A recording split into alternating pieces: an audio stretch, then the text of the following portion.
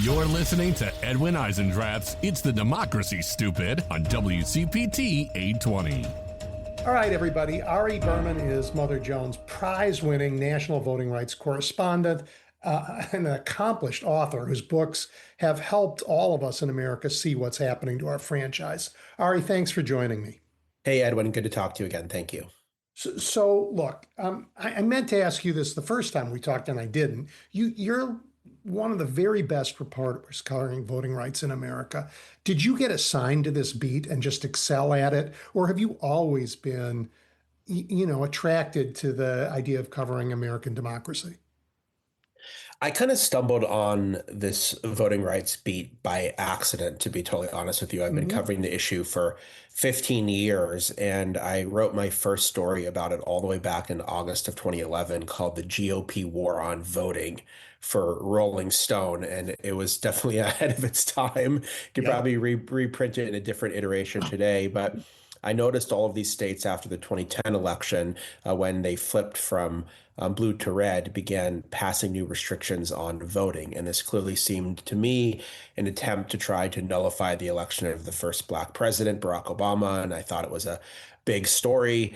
So I pitched it to Rolling Stone and wrote a long feature about it. But I thought I would really write one story about this subject, and then I would just go back to covering national politics. But obviously more stuff happened, and now it's really when you tell people you cover voting rights, everyone gets it, as opposed to back then people would be like, what are voting rights? And so the issue has really become more front and center, I think, both for good and bad these days. Well, there are a lot of themes in that answer, including the role of race. Is it fair to say at this point in American history that the attack on voting rights, on democracy, takes particular aim at Black and immigrant, and if you listen carefully, female voters? I think so. I think it's about stopping the impact of the changing demographics of the country as the country becomes more diverse, as we head towards a majority minority future in which the white majority will one day become a white minority. I think that there are people that feel threatened by those changes and want to preserve the status quo in any way possible. And so they're specifically targeting certain communities. Certainly, that's been heightened by the fact that the Supreme Court has effectively destroyed the Voting Rights Act, which has led to new maps that specifically target the voting power of Black voters and other voters of color. So in some cases, it's implicit. In some cases, it's very explicit in terms of the targeting of the changing demographics of the country. I heard somebody very smart yesterday say American autocracy looks a little different than the rest of the world because it is so tied to corporate money. Because the Supreme Court also changed our campaign finance rules to benefit corporations. Excuse me. Oh my God, a cough is a terrible thing on live radio. Do you see the impact of money and the impact of gerrymandering working together in this moment? Yeah, I think it's all about trying to maintain the power of a small elite and trying to diminish the power of everyone else and trying to give billionaires more power over how elections are run and who wins elections, and giving everyday people less power in terms of their ability to influence the political system and their ability to determine who wins elections. And these things really run parallel to each other, both the Citizens United decision and then all the subsequent rulings by the Supreme Court that flooded the system with billionaire money, with dark money. That was happening at the same time that the Supreme Court was chipping away at the Voting Rights Act. So these are really parallel projects of the Supreme Court that I think work in tandem in terms of giving billionaires more influence and then giving the politicians who these billionaires support the power to disenfranchise voters of color, to make it harder to vote, to try to maintain the power of really what is now an elite white minority, elite conservative white minority, as opposed to upholding the will of the majority. Yeah, and just to be clear, for all of you white folks who are listening, You aren't actually that elite. It's a handful of the billionaires who are appealing to some kind of, I don't know, racial solidarity to keep themselves in power. You're not getting much of the benefit of it. Um, No, I mean it's really about concentrating power at the top. I think this is yeah. ultimately what this is about. I mean, if you look at Trump's presidency, I mean, really, he only cares about himself and his wealthy backers and his enriching his own family. I mean, it's never really been about benefiting everyone else. And I think if you look at the politicians that are benefiting from gerrymandering, that are benefiting from voter suppression, the ones who are receiving the largest campaign contributions, I mean, it's all really kind of one and the same. I guess that raises a question. We always thought there were guardrails that we couldn't just elect somebody and then have him steal everything in sight and make himself, billions and billions of dollars out of the presidency. We thought there was an emoluments clause. We thought there were, checks and balances. And how did it happen over the same period you've been reporting on the erosion of voting rights, that there's also been an erosion in guardrails? Well, I think a lot of it really does trace back to the Supreme Court and the fact that the Supreme Court, at the same time that it's dramatically weakened voting rights, has said that the president basically has immunity from criminal prosecution. The president has essentially king-like power to fire anyone he wants, even people from supposedly independent agencies. And all of that stuff has emboldened Trump, and it's emboldened him to be much more corrupt in his second term than he was even than in his first term. And I think he believes that he's going to get away with it. And it's hard to argue that he won't get away with it, at least from the perspective of the Supreme Court, because I mean they let him get away with an insurrection and a lot of other things, and so why wouldn't they let him get away with all the stuff that he's doing right now? And so I think so much of it traces back to A, the Supreme Court, and B, the Congress. The Congress, those are the two branches that can hold the executive accountable. And right now, they've given him a green light to basically do whatever he wants. And so that's one reason why the midterms are important, because if you had different people in charge of Congress, maybe you'd have some accountability, or at least attempts at accountability, that are totally missing today. So, I mean, these 15 years that you've been doing this have been an incredibly dramatic and dire period in our history. Is it? Well, let me make the statement, and you can tell me if I'm wrong, because I don't think it's unfair or partisan to conclude that the president and the Republican Party, and perhaps their majority on the Supreme Court, are hostile to the idea that all Americans should participate in our democracy. I mean, that's something that I couldn't have said most of my life, but I think it's the facts bear it out. What do you think? I think that's true. I mean, I think it's undoubtedly true in terms of how they've tilted the playing field. I mean, they've basically destroyed the Voting Rights Act. They've dramatically weakened protections against voting rights in other ways. They've said that you can do things like partisan and racial gerrymandering to specifically target certain communities. And so they have really chipped away at the things that were meant to bring equality into the political system, whether it was the Voting Rights Act, or whether it was the 14th and 15th Amendments, or whether it was other protections that existed in the Constitution that have basically been rendered meaningless. And so I think it is their project to basically protect the power of this shrinking conservative white minority before it's too late. And I think that the Trump's efforts, but also what's happening in Congress and really what the Supreme Court is doing has allowed them to succeed, I think, in rolling back a lot of rights that people thought would be forever protected. Yeah, I mean, and scholars around the world say there's a sort of a global autocratic movement that had gained traction everywhere in the last 15 years. And it is stopping now or slowing down, at least in parts of the world, as we saw in Hungary, where people fought an election that wasn't free and wasn't fair, and yet managed to throw out their dictator. But that called for something I don't know Americans have, Ari. I mean, as again, somebody said to me yesterday, it would be as if after 16 years of Trump, Americans got together Americans who were, on the left and on the right and on the center and elected Liz Cheney president and were happy to do it. I mean, that's sort of what they did in Hungary because they were so angry. They didn't pick anybody who would have been in their equivalent of the Democratic Party, but they all got together. Do you think Americans who still care about our democracy can overcome our competitiveness with each other? I mean, will Michigan, for example, be able to get through a Senate primary and come together afterwards? I think the U.S. is unfortunately more divided right now. In Hungary, the reason why Orban was ousted was because the margin was so big Hmm. to overcome all the structural ways that he had rigged the system and to prevent him from stealing the election. If it had been a much tighter election, then all the things he did to try to manipulate the political system may have had more of an impact. And that's kind of how it is here, for example, with gerrymandering. I mean, Democrats need to overcome a 10-seat advantage right now because of Hmm. how Republicans have redrawn maps in so many states. That doesn't mean they can't overcome it, but basically that means they need to pick up 10 plus seats somewhere else to be able to overcome it. So that is not at a baseline of free and fair election. Is it something that can be overcome? It can be overcome if the margin is great enough.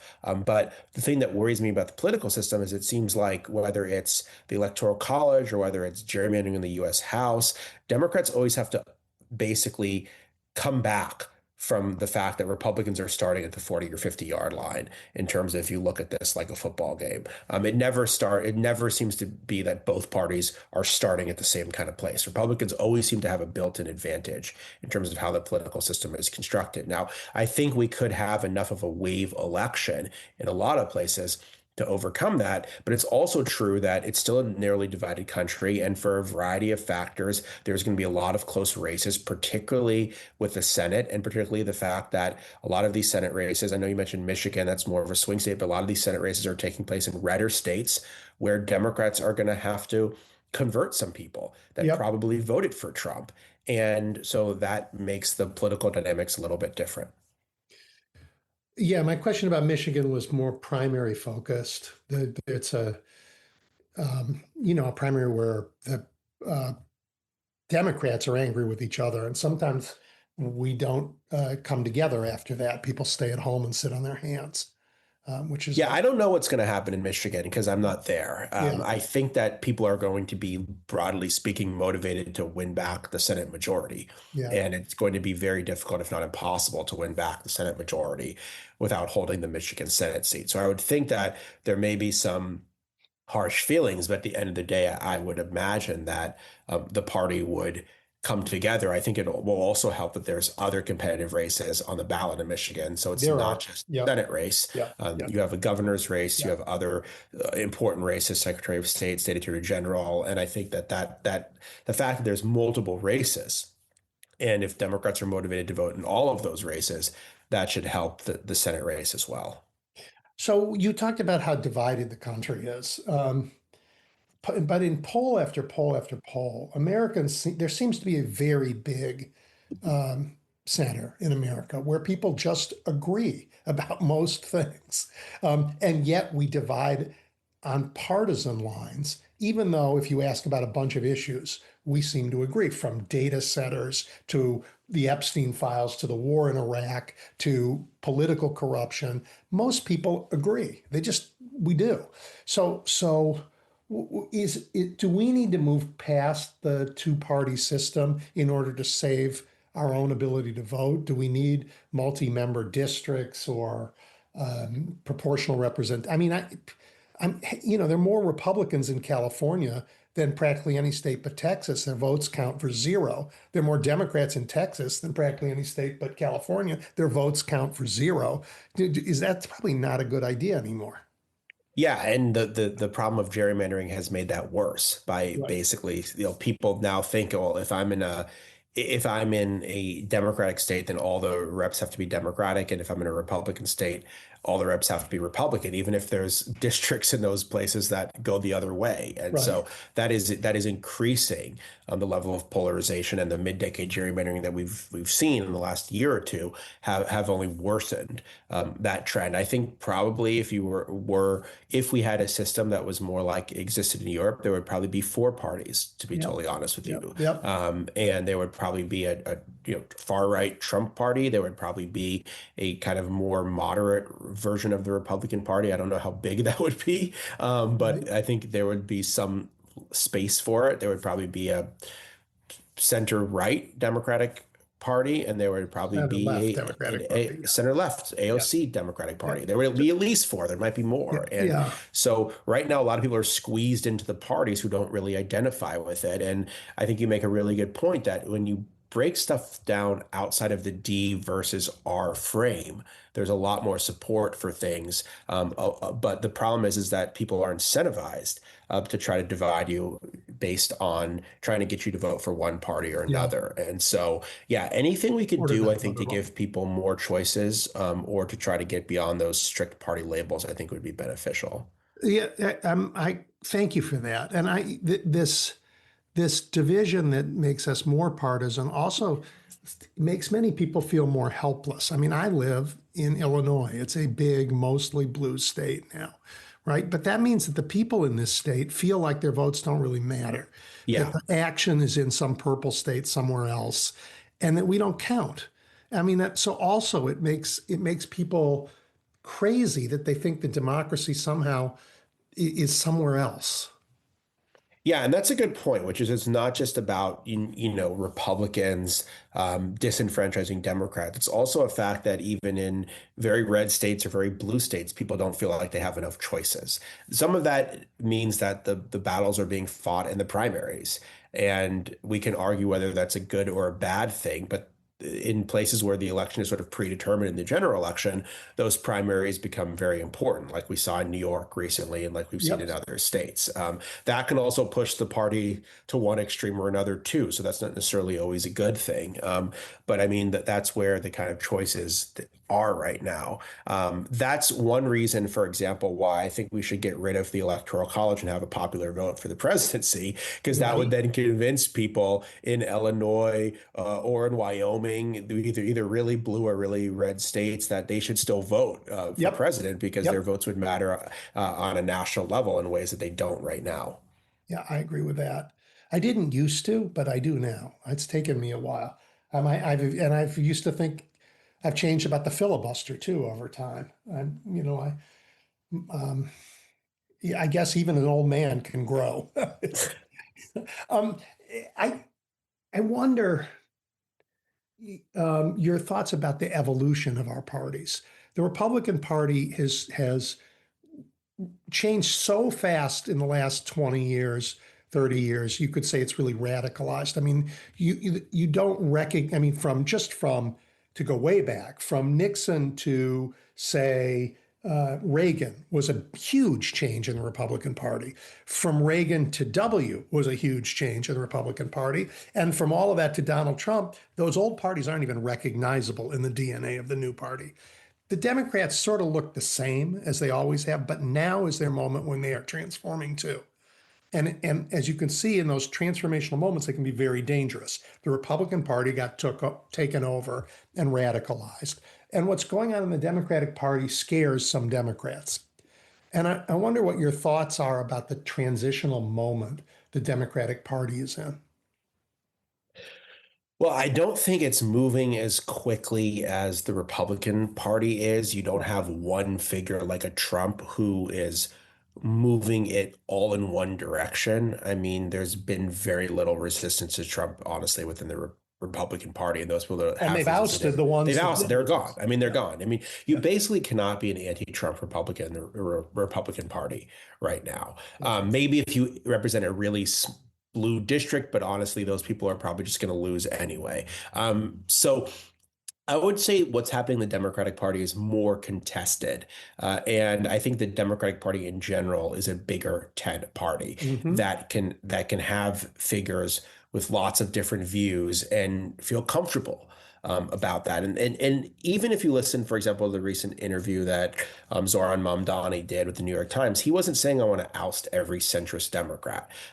He's sort of even, picking his spots, the places where he feels like, he can exert some kind of influence. But I don't think there's one figure in the party. And I mean, even if you look at, the most successful Democratic Party politicians, I would say Obama is probably the most successful Democratic Party politician in the last, 30 years. And that was all about having a big tent. I mean, that was sort of central to his appeal that, yes, you'd be broadly progressive, but don't alienate someone. And I think it's tough. It's tough to be a party that just relies solely on purity tests and then try to figure out a way to win everywhere. Because the fact is, especially in the U.S. Senate, but certainly everywhere, I mean, Democrats have to win in some red-leaning places. Look at the Senate races that are taking place right now in Alaska, in Texas, in Ohio. I mean, there are some pretty progressive people running there, but I think it would be foolish to believe that everyone like AOC or Mamdani could win in Nebraska or in Texas or in Alaska. I mean, it's going to take different people in different places, which is why I sort of reject a sort of a one-size-fits-all solution to this problem. I think there's certain core principles that they want people to believe in. I think some of the things that they thought you needed to be for, maybe you don't need to be for anymore. But I don't think that just like that it's going to be like the same candidate's going to have to win everywhere. I think you're going to have different kind of candidates win at different kind of places, depending on what the politics of that place is. Yeah, I mean, shockingly, Mississippi is close right now in a Senate race. And, Zoran Mamdani would get 4 votes. As talented as he is, he's enormously talented. He would get like 4 votes for Senate in Mississippi.